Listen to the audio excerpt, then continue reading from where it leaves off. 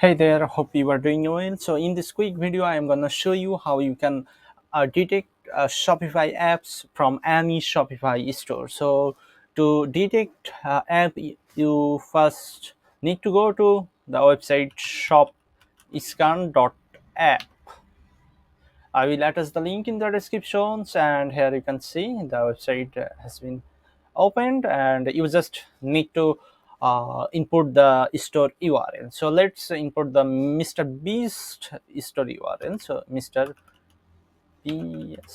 Beast store.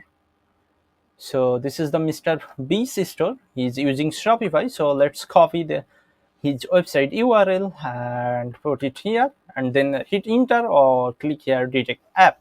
So it will detect app immediately, and here you can see how many apps this website is using.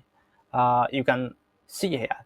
So for detect much app, you should also detect the product page.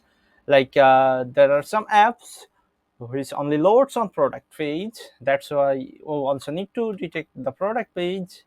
And if I detect the product page, here you can see it's showing total 10 apps. So if you click here, it will take you to that app page. So this is too easy.